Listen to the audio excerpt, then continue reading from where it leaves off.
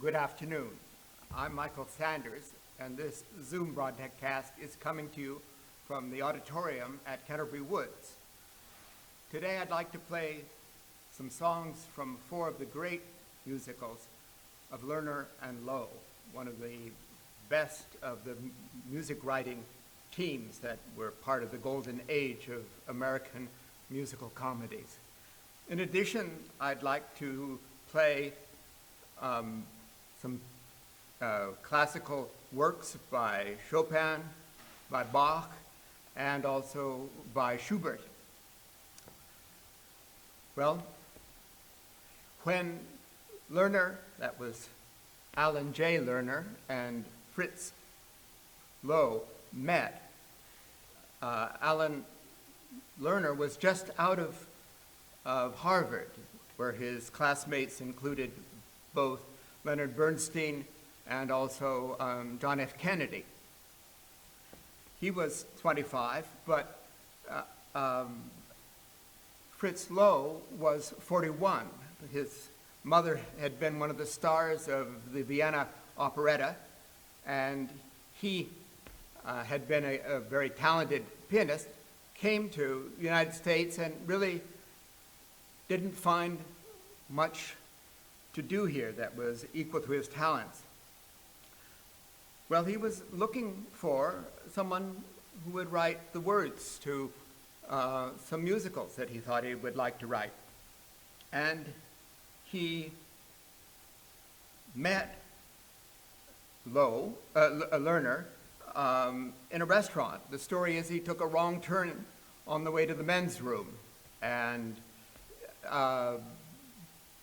they had talked for a few minutes, and then Loewe said, "Would you like to write musicals?"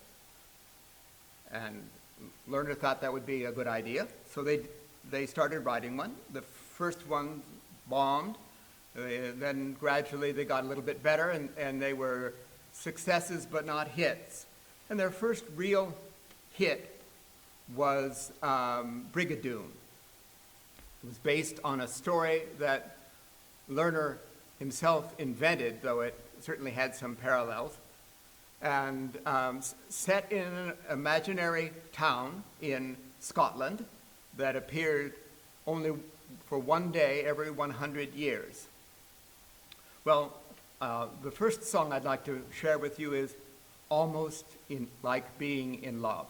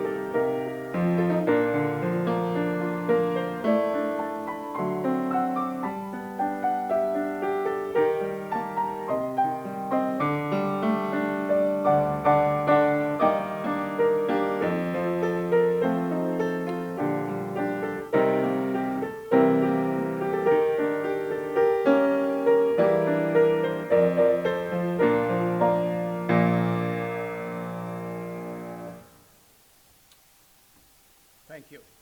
And the next piece from that show that I'd like to share with you is the best, I think, of the songs that set the mood of Scotland. This is The Heather on the Hill.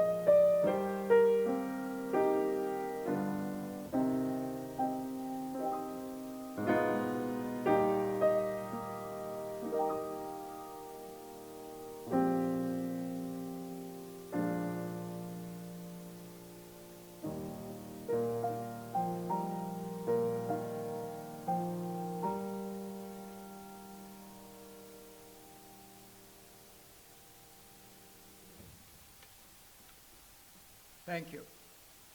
Now I'd like to play a work by Chopin, one of the 59 of his pieces that he called mazurkas. They're based on actually a group of different types of Polish dances. There's a little story connected with this particular mazurka, which is number 37 out of the 59.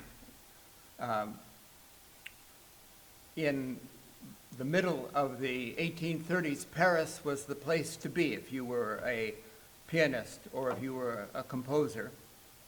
And there was a whole circle of very talented, gifted people, among them Chopin and Liszt and Berlioz and Mendelssohn.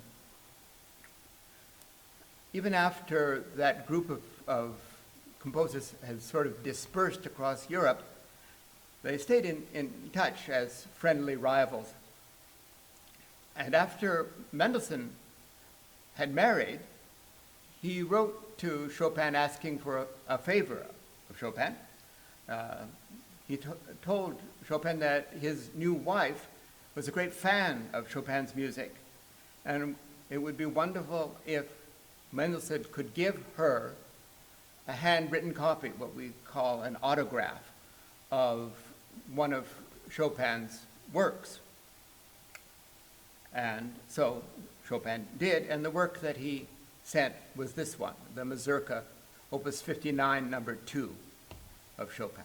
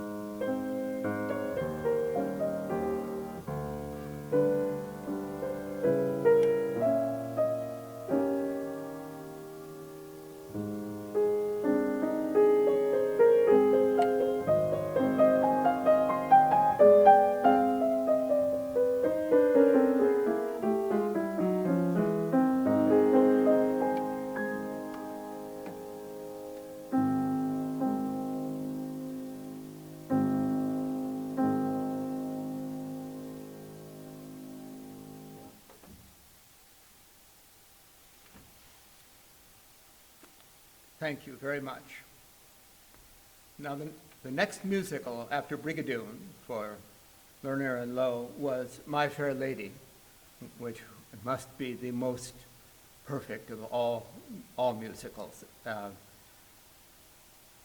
Every song is perfectly adjusted to the singer who sings it, to the situation in which the plot has developed, and to the person that he or she is singing to. All the funny songs are funny. All the dramatic songs are dramatic. All the romantic songs are romantic. And so a good plan would have simply to have opened the score to page 1 and played from the front cover to the back cover, because the songs are so wonderful. Well, that's not quite practical, but I will play 3, I think, great songs from My Fair Lady. And the first one is the song that Freddie sings. Freddie's a minor character who's got the greatest tune in the whole show. He sings On the Street Where You Live.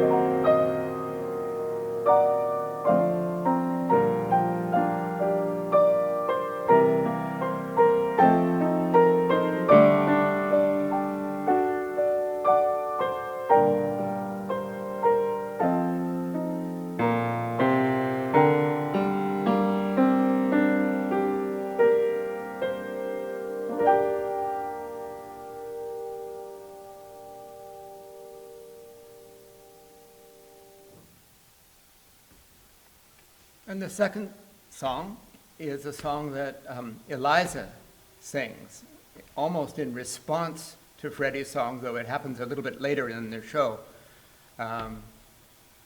She says, I don't want to hear you say that you love me. I don't want you to tell me how wonderful I am. She says, show me.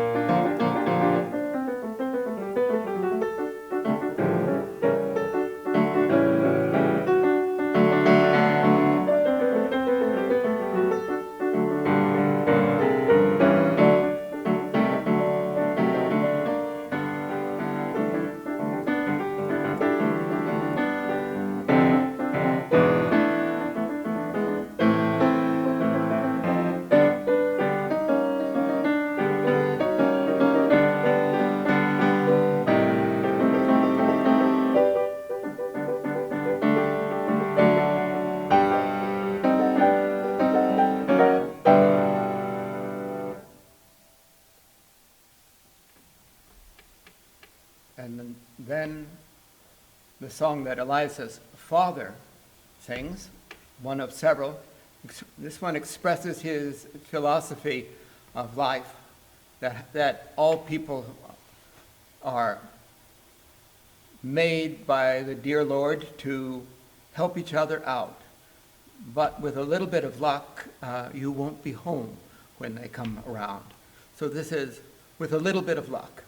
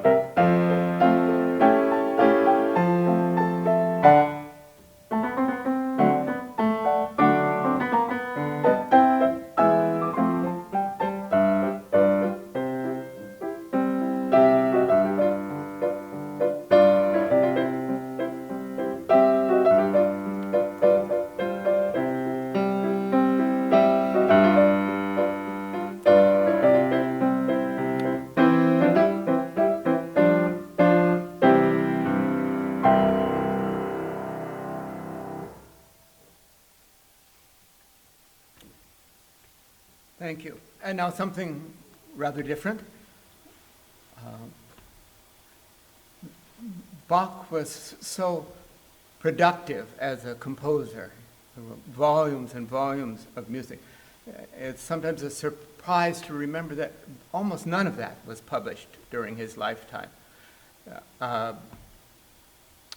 Only in 1831, when he was well settled in Leipzig, did he decide it would be a good idea to publish some of his music, and not his choral music, not his instrumental music, but some keyboard music seemed to be the most practical thing. So he wrote a set of 6 wonderful suites. He'd written a lot before, they also were wonderful, but these are on a larger scale perhaps than any composer had ever written before. They were collections of dances, and in these 6 that he decided to have engraved and published, each one was preceded by an instrumental piece that was not a dance, but was in some other form. Of all these glorious suites, he called them partitas, which is another word used at that time for that. Of all of those, I think the greatest is the last suite, the one in E minor. And from that, I would like to play the introductory movement. This is the toccata from this partita in E minor by Bach.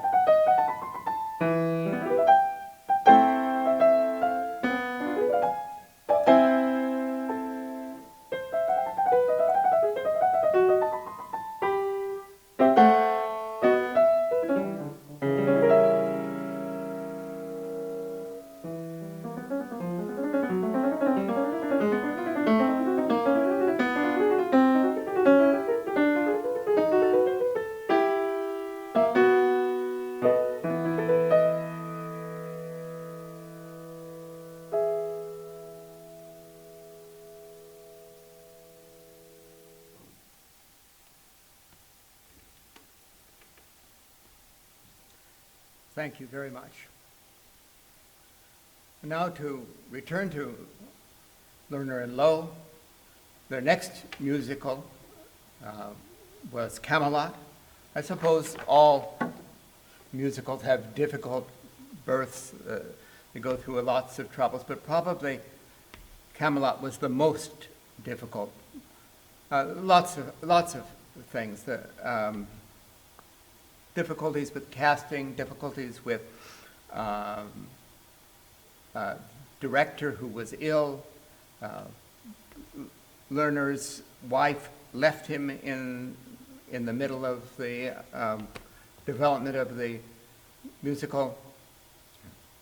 But the greatest challenge was to get the wonderful story that T.H. White had written into a musical at all. When it opened in Toronto, it was supposed to run about 2 hours and 40 minutes, and it actually took more than 4.5 hours. The final curtain came down at 20 minutes to 1 o'clock. Noel Coward, who was in the audience, said that it was longer than Götterdämmerung and not half as funny. What probably kept it all together was Richard Burton, who was unflappable and supportive and encouraging, and whatever things got edited out or put in at the last minute, he was open to them. Well, this is one of the songs that Richard Burton sings in the role of Arthur. It is How to Handle a Woman.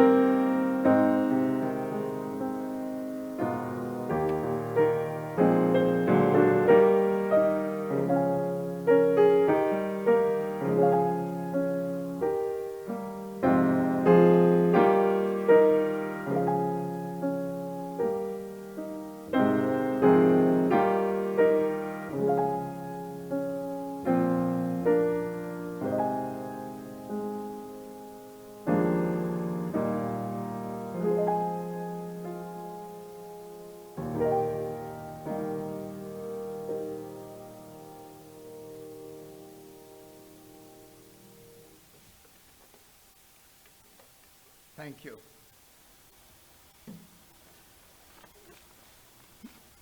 Now, when Jack Kennedy was president, apparently one of the things that he did to relax, one of the things that was most satisfying to him was to listen to the cast recording of Camelot.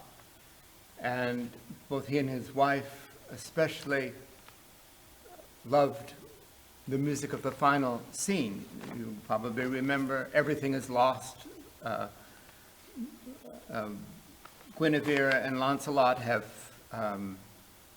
their lives have been destroyed by their illicit love for each other. The round table has been broken up. Arthur is in his camp the night before the battle that he knows will be the death of him and of his wicked son, Mordred. He knows that the knights will fight with each other and all that was good will be destroyed. Anyway, a young man comes, a young man filled with idealism and says, I want to be a knight of the Round Table. And instead of knighting him, Arthur sends him away and says, no, go now, keep yourself safe, and then in a later time, write about Camelot, what it was. And the words that so caught Kennedy's attention, and then after his tragic assassination that so many of us remember, are these. He says, don't let it be forgot that once there was a spot for one brief shining moment that was known as Camelot. Now, the same tune that he sings, I'm going to play, but I'm going to play it in an earlier version of it appears earlier in the opera, when instead he talks about how wonderful Camelot is. September lingers until summer lingers until September. The rain never falls before 7 o'clock, and all of those grand things. So here is Camelot.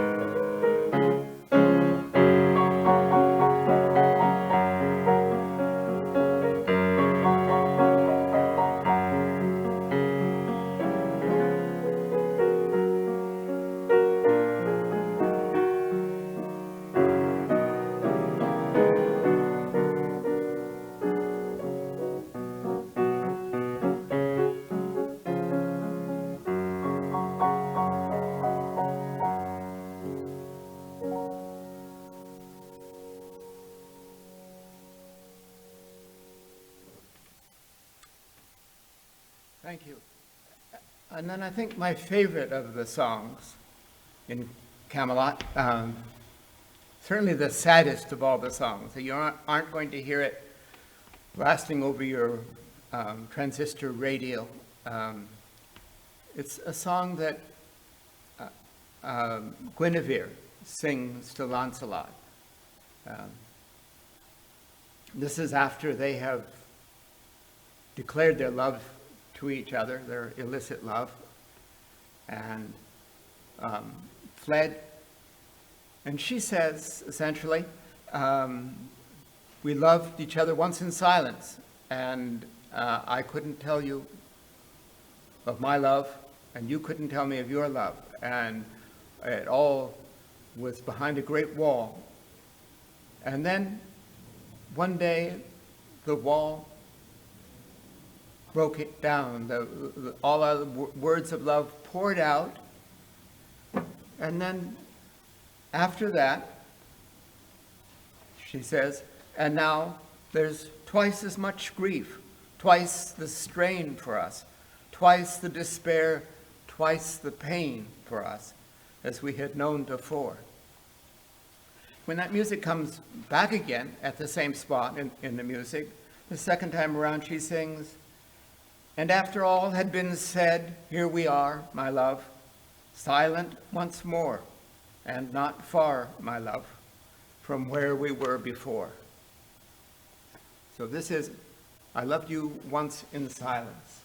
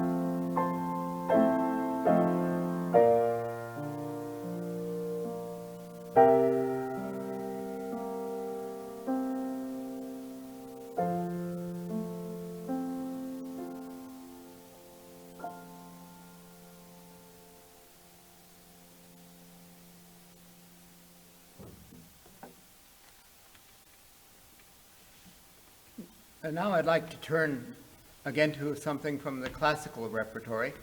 This is by Schubert. It's a piece that he called Hungarian Melody. We know when he wrote it. He wrote it on September the 2nd, 1824. And my bet is it wasn't the only piece that he wrote on that day. He was so prolific, music simply seemed to pour out of him. When his friends especially liked something that he wrote, he often developed it. Some examples of that are the Death and the Maiden Quartet and also the Trout Quintet for piano and strings. He wrote what he called a Hungarian divertimento for piano four hands that employs the same tune. It's a very nice piece. It's about 8 or 10 times as long as the piece I'm going to play you. It's longer, but maybe not any better than this beautiful short piece, the Hungarian Melody of Schubert.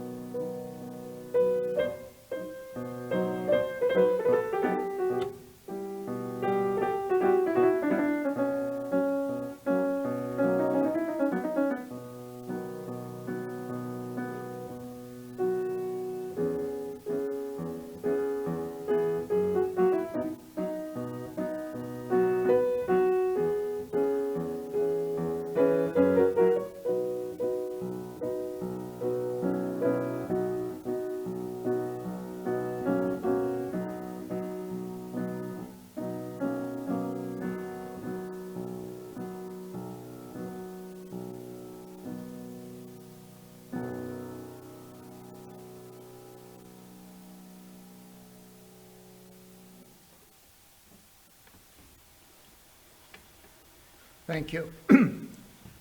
And finally, I'd like to play some of the songs from the last musical that Lerner and Loewe wrote, the only musical that was written originally for movies. This is Gigi. It's based on a novelette by the French novelist Colette. I'm afraid it's always left sort of a bad taste in the mouths of people. It's a story of a family, generations of women who are raised to be mistresses to the Paris aristocracy, and somehow that doesn't seem so amusing anymore, if it ever did, really. But it was directed by Vincent Minnelli. I don't think he was the right person for this movie, and it had some unfortunate cast choices. Some people adore him, but for other people like me, Maurice Chevalier raises hives, and so every moment that he's on the show, you wish you were somewhere else. However, the music is wonderful. The songs are as great as ever, and the first song I'd like to play for you is Say a Prayer for Me Tonight. It was actually written for My Fair Lady, for Eliza to sing, but it was eliminated in the tryouts. I guess for some reason Lerner didn't care much for the melody for the song, but I think it's a great song. So here he is, Say a Prayer for Me Tonight.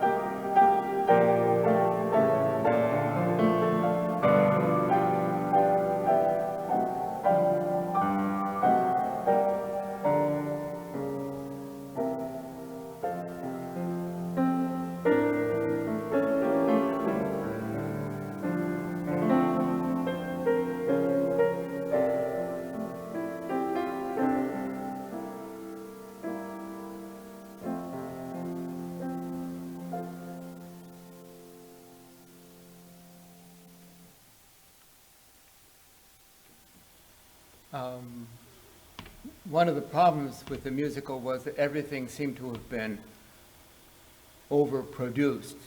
There's an elaborate production number that happens in Maxime's restaurant, and after it was shot, Lerner and Loewe were so dissatisfied with it that at great personal expense, they had the whole thing reshot again. Vincent Minnelli had already gone on to some other project at that point.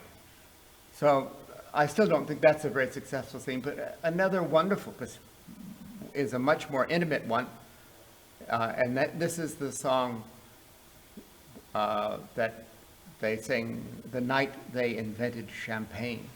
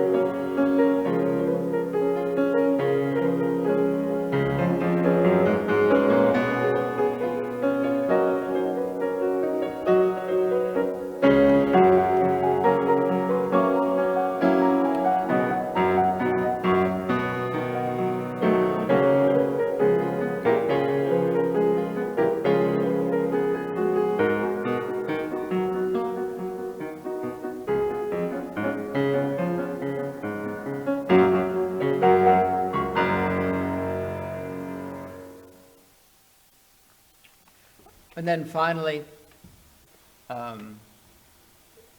the song Gigi itself.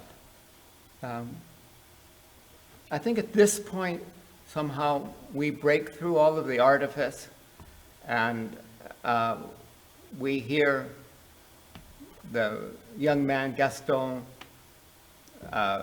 realize that not only Gigi has become a woman instead of a child, but he himself has some growing up to do, and he does. And at that point, even Vincent Minnelli's silly swans on the river don't matter anymore, because this great song of outpouring self-discovery happens. So here to end our program of Lerner and Loewe is the song Gigi, from Gigi.